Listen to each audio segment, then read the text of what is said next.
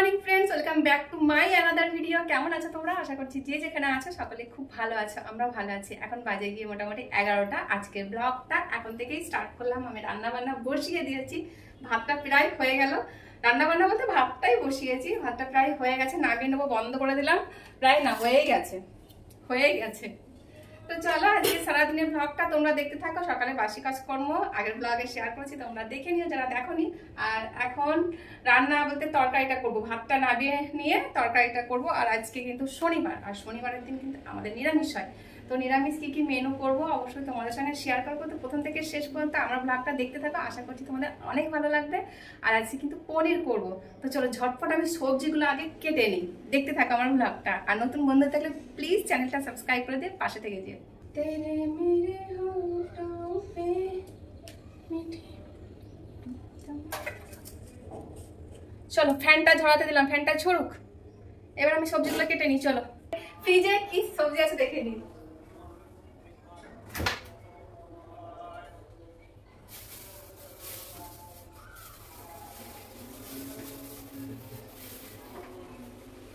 খারকোল পাতা,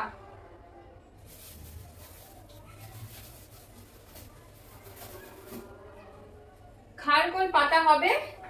এই যে খারকোল পাতা বাটা করবো, তাই এটা নামিয়ে রাখলাম। আর এই যে পনিরের তরকারি করব। এই পনিরের তরকারি করব, আলু দিয়ে করব। পনিরের সাইজে আলু কেটে আলু দিয়ে করব।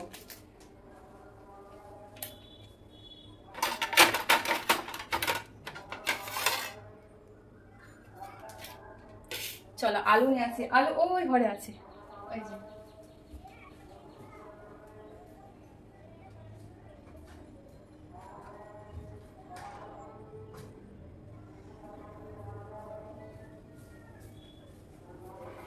এই একটা আলুতেই আবার হয়ে যাবে, এত আলু। আর এখন আমি বসে গেছি এই যে সবজি কাটতে, রান্না বান্না করব। ভাতটা তো নামিয়ে নিয়েছি, দেখলে তোমরা। আর সবজি বলতে কিছুই নেই, দেখো খারকোল পাতা নিয়েছি, বার করেছি। আর একটা আলু নিয়েছি, বড় সাইজের একটা আলু, বেশ বড় সাইজের। এই একটা আলুতেই কিন্তু রান্না হয়ে যাবে। আর খারকোল পাতাগুলো তো দাদাভাইকে বলে বলে বলে বলে মাঠ থেকে এনে দিয়েছে। তো খারকোল পাতা বাটা করব আজকে। আর করব পনিরের তরকারি। তো পনিরের তরকারি আলু দিয়ে করব, এর জন্য আলু কেটে নেব। পনিরের মতো সাইজ করে আলুটা কাটবো। আর আমাদের কিন্তু পনিরের তরকারি অনেক মানে খুব কম খাওয়া হয়, অনেক দিন পর পর খাওয়া হয়। আজকে যেহেতু নিরামিষ করছি এর জন্য। তো কে কে পনিরের তরকারি খেতে ভালোবাসো চলে আসো। আর পনিরটা বেশ ভালোই লাগে খেতে। মেয়ে আগে খেত না, এখন দেখছি বেশ ভালোই খাচ্ছে পনির, মোটামুটি খাচ্ছে। তোমাদের দাদা ভাই খায়, আমি তো খাই, আমি তো সবই খাই, সর্বভোগ প্রাণী আমি, আমার কোনো কিছু বাদ নেই। তো চলো সবজি কাটা হয়ে গেল। চলো খারকোল পাতাটা বসিয়ে দিলাম, আমাকে আবার দেখাই যাচ্ছে না। খারকোল পাতাটা একটু ভাপিয়ে নেবো, একটু হলুদ দিয়ে দিই।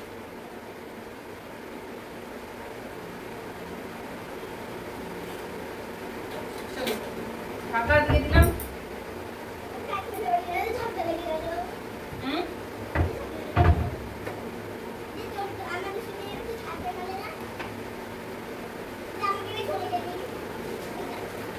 এটাও ঢেলে নিলাম কিছু।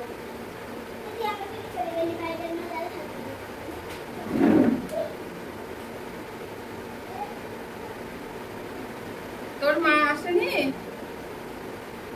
আরে তোর মা আসেনি?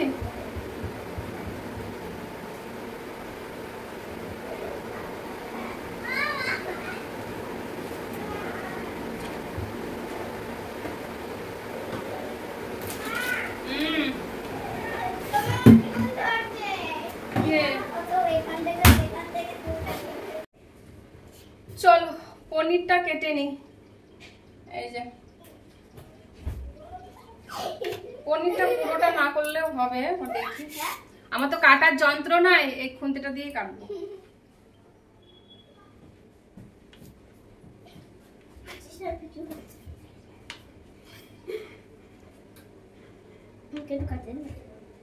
দাঁড়া দাঁড়া দাঁড়া। কি রে?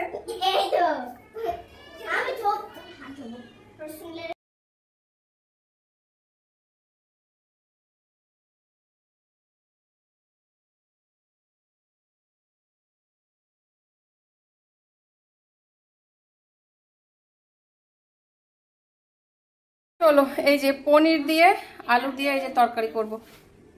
পনিরগুলো সব এই যে আলুর মাপে সব কেটে নিলাম। আর এখানে এই দেখো এটা হচ্ছে গিয়ে খারকোল পাতা, একটু ভাপিয়ে নিতে হয়, এটা করব খারকোল পাতা। ডাল আছে, ডালটা গরম করে নেবো, ফ্রিজে আছে ডালটা। ভাতটা হয়ে গেছে। চলো পনিরটা আগে ভেজে নেবো। আর পনির ভাজতে কিন্তু আমার ভীষণ ভয় লাগে, কারণ ফটফট করে ফুটে দেয় মনে হয়, এই জন্য আমি হাতায় দিয়েছি।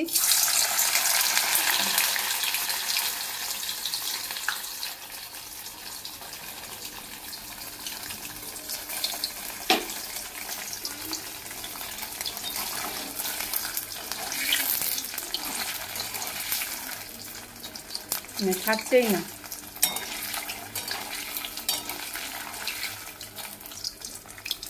সবগুলোই দেওয়া হবে মনে হচ্ছে।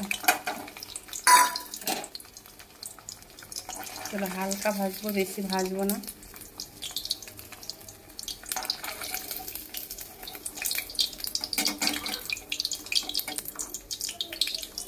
ওঠ রে বাবা ওঠ, উঠছেই না যেন।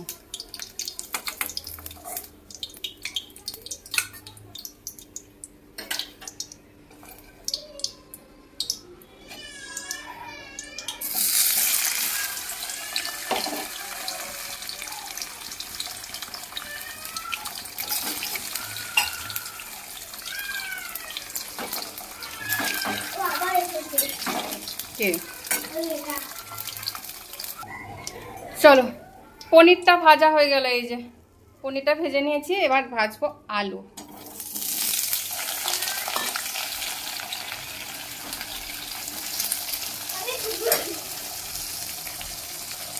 আর দুটো ওভেনে দুটো কড়াই বসিয়ে দিয়েছি।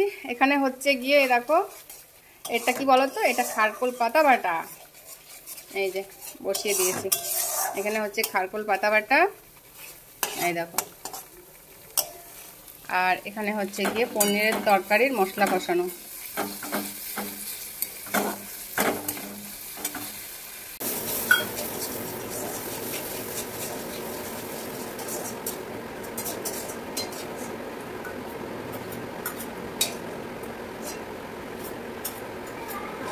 হ্যাঁ আগে দল দাও, দল দাও, ভালো করে দল দাও।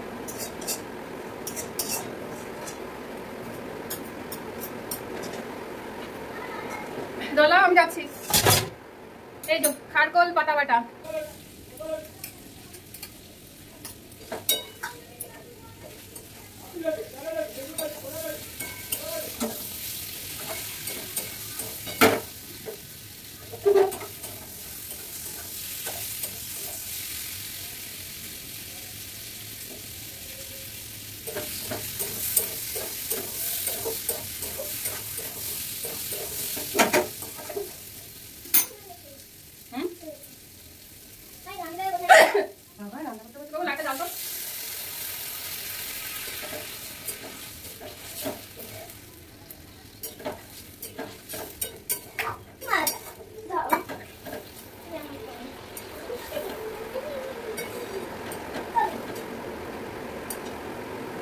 চলো হয়ে গেল রান্না। একটু চিনি দেবো, একটু ঘি দেবো। যা বড় লেগেছে, বাবুকে স্নান করতে গেছিলাম রান্না করতে করতে।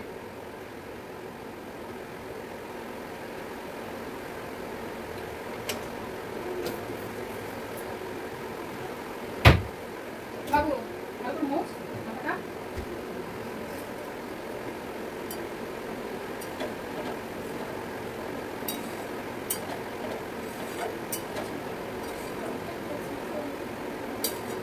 আলুটা বেশি সিদ্ধ হয়ে গেছে।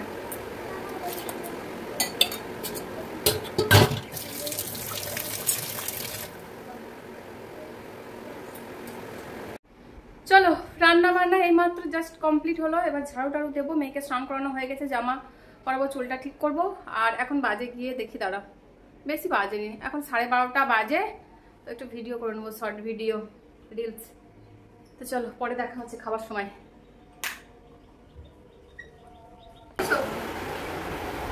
চলো, তোমার দাদা ভাই চলে এসছে, এখন খাবার বাড়ছি আমি। আমি ফোন দেখে দেখে খাবার চাই। ফোন দেখে দেখে খাবো। কারকোল পাতা বাটা আর কি যেন ভুলে গেলাম, আর সেই পনিরের তরকারি আর ডাল, আর कुछ नहीं।